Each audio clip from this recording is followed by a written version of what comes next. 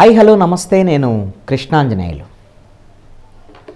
కేరళ వాయనాడులో జరిగినటువంటి దారుణం, విలయం ఒక రకంగా ఇది దేశం మొత్తం వణికిపోయింది అక్కడ ఉండేటువంటి పరిస్థితులను చూసి.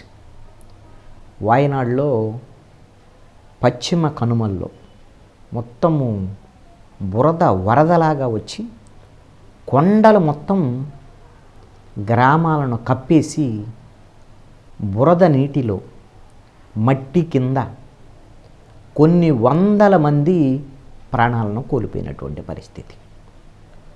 ఇప్పటికీ కొన్ని వందల మంది మృతదేహాలు దొరకటం లేదు, ఆచూకీ కూడా లేదు. ఆ ప్రాంతంలో ఇతర రాష్ట్రాల నుంచి వలసలకు వెళ్ళి అక్కడ పనులు చేసేటువంటి వాళ్ళు, ఆ కొండ ప్రాంతాల్లో నివసించేటువంటి వాళ్ళు, వాళ్ళ ఆచూకీ దొరకనటువంటి పరిస్థితి.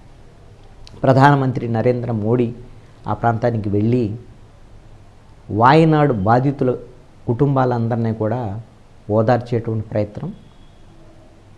కేరళ ప్రభుత్వం నుంచి ప్రాథమికమైనటువంటి ఒక నివేదిక వస్తే కేంద్ర ప్రభుత్వం నుంచి పూర్తి స్థాయి సహకారం తిరిగి కేరళ అంటే వాయనాడు వాస్తవంగా మళ్ళీ పాత పద్ధతుల్లో ఏ విధంగా ఉందో ఆ విధమైనటువంటి పరిస్థితులు రావటానికి అన్ని చర్యలు కేంద్ర ప్రభుత్వం తీసుకుంటుంది అని హామీ ఇచ్చారు.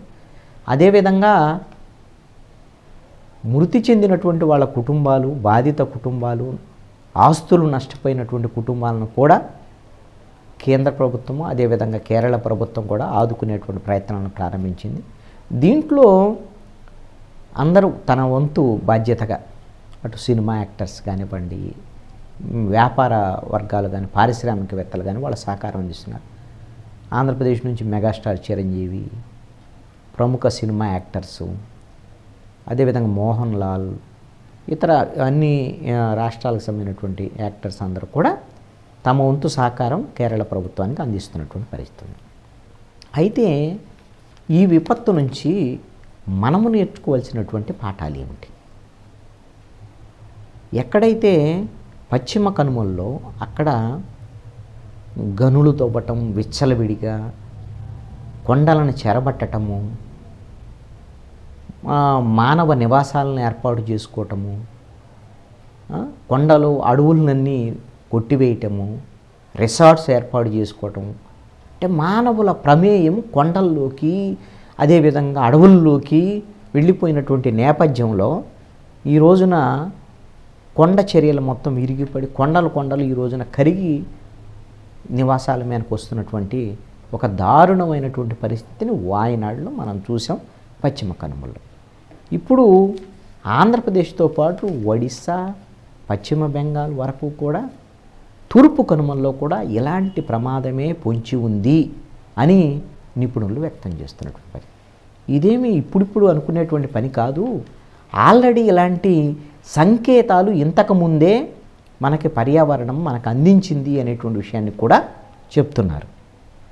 మన ఆంధ్రప్రదేశ్కు సంబంధించి అరకులోయలో, అరకు ప్రాంతంలో 1990లో అంటే 30 ఏళ్ల క్రితమే, 2006లో, అదేవిధంగా 2014లో కొండ చర్యలు విరిగిపడి జరిగినటువంటి నష్టాన్ని అనేక మంది మృత్యువాత పడ్డటువంటి పరిస్థితులు కూడా ఉన్నాయి. 2006లో అయితే వాయనాడు తరహాలోనే కొండ చర్యలు విరిగిపడి మొత్తం వరదలాగా అక్కడ ఉండేటువంటి నివాస ప్రాంతాలను ముంచెత్తడంతో ఆ బురదలో అరకులోయ మండలం కోడిపుంజువలస గ్రామం మొత్తం మునిగిపోయి 19 మంది సజీవ దహనమైనటువంటి పరిస్థితి. ఇది ఈ విధంగా ఎందుకు ఇలాంటి తూర్పు కనుమలకు సంబంధించినటువంటి అరకు ఇతర ప్రాంతాల్లో ఎందుకు ఇబ్బందులు వస్తున్నాయి, మరి వాయనాడు తరహా ప్రమాదాలు వస్తే మరి ఏంటి అనేటువంటి దాని మీద. అదేవిధంగా చాలా ఈ ప్రాంతాల్లో మనము రైల్వే లైన్స్ను కూడా ఏర్పాటు చేసుకుని ఉన్నాం. ఆ రైల్వే లైన్స్కు సంబంధించినటువంటి విషయంలో కూడా ఏమవుతుంది అని అంటే కొండ చర్యలు విరిగి పట్టడం వల్ల ఆ రైల్వే లైన్లకు సంబంధించినటువంటి విషయంలో కూడా రవాణాకి అంటే సరుకు రవాణా కానీ ఇతర రవాణాలకు కూడా తీవ్రమైనటువంటి నిరంతరంగా కలుగుతున్నటువంటి పరిస్థితి అయితే ఉంది.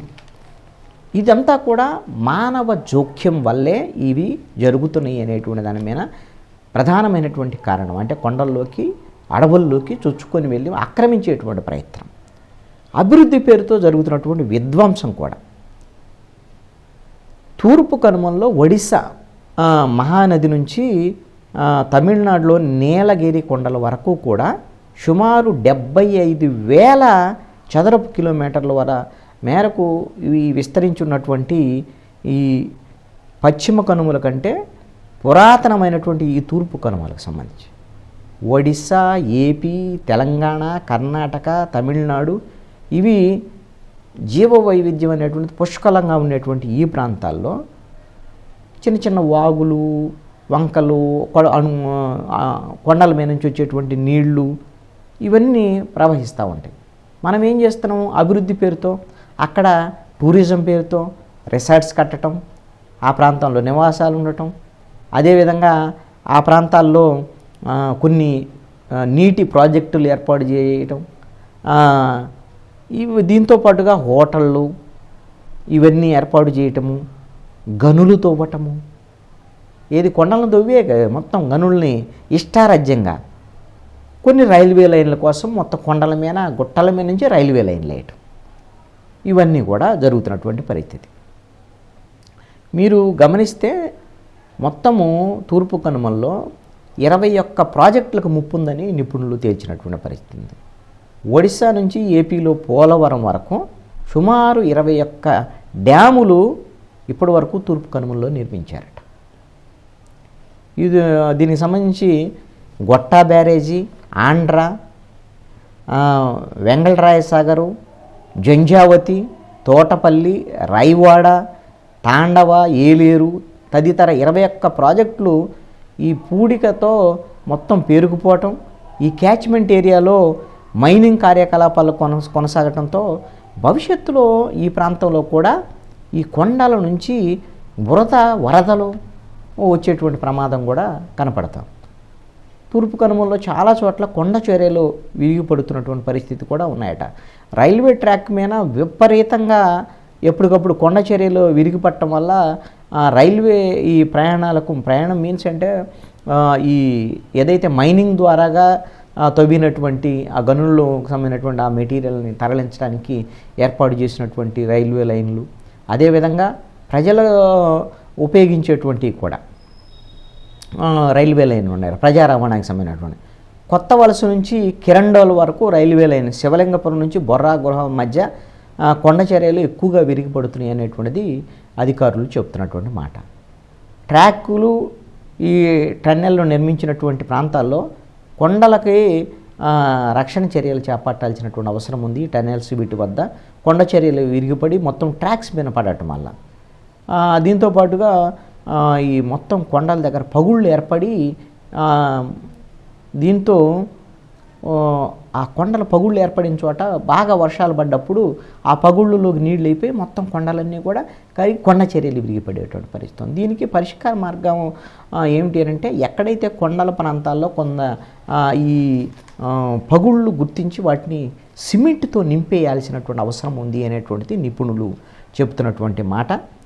బండరాళ్ళు దొరలకుండా వాటికి రంధ్రాలు చేసి సిమెంట్ పంపడంతో దాంతోపాటుగా బలమైనటువంటి మెస్సులు కూడా ఎక్కడైతే బండరాలు కొండ చర్యలు విరిగిపడేటువంటి పరిస్థితి ఉందో అక్కడ మెస్సులు ఏర్పాటు చేయాల్సినటువంటి పరిస్థితి, ఇనప కంచెల లాంటి. లేదు అంటే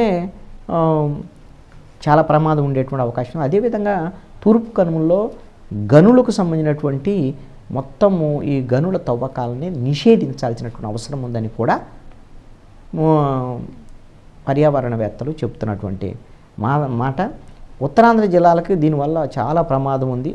అభివృద్ధి పేరుతో ఈ ఉత్తరాంధ్ర జిల్లాల్లో కొనసాగుతున్నటువంటి కొన్ని ప్రాంతాల్లో కొనసాగుతున్నటువంటి విధ్వంసం కేరళ తరహాల్లో మరి ఇప్పుడు తూర్పు కనుమల్లో కూడా ఈ విధమైనటువంటి ప్రమాదం పొంచి ఉంది అనేటువంటిది ఒక చర్చ జరుగుతున్నటువంటి నేపథ్యం. కాబట్టి వాయనాడును చూసిన తర్వాత అయినా సరే మన తూర్పు కనుమల్లో ఇలాంటి ప్రమాదాలు జరగకుండా ప్రభుత్వాలు, కేంద్ర రాష్ట్రాల ప్రభుత్వాలు జాగ్రత్తలు తీసుకుంటాయని ఆశిద్దాం.